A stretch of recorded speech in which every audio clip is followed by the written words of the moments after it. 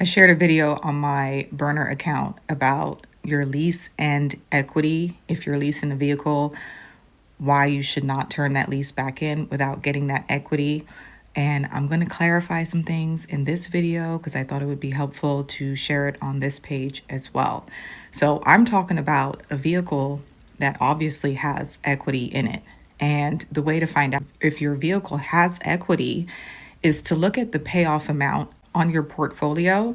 So say it's BMW, log into BMW, see what the payoff is, and then start doing some research as to what the market value is for your vehicle. So I like to go on Kelly's Blue Book. I like to use Edmunds. I go on Motor Finance online, Carvana, CarMax, and just do my research. Now, most dealerships these days do not allow third-party buyouts. So what that means is I can't go to Honda and ask them to buy my BMW. I have to go to BMW. I'm not going to go to the same BMW that I bought the car from and just stop there. I'm going to go to different BMW dealerships in my area and I'm going to tell them, hey, this is my payoff amount. This is the market value. Do you want to buy me out? Do you want to take the lease off my hands, pay for the payout? And say the payout is $24,000, the market value is $30,000, they're going to cut me a check for $6,000. Someone's going to say, well, why would they do that? Why would they take that or give you that equity? It's because they want the vehicle. They're going to take that vehicle and they're going to sell it for retail price. And that retail is going to be way higher than the market.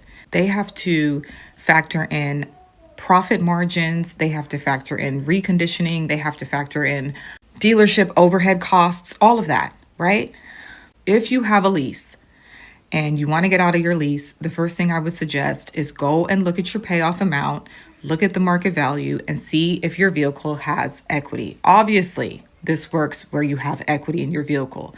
Someone else is going to say, well, the market sucks right now. It's not like that no more. Cars don't have vehicle equity. That's wrong. Over the past year, there has been a decrease in used cars in general.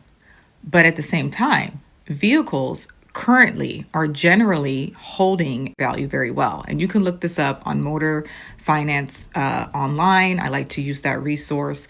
I also tried to give the scenario of like when you purchase a home, right? And you purchase it through the bank, you're paying your mortgage to the bank, okay?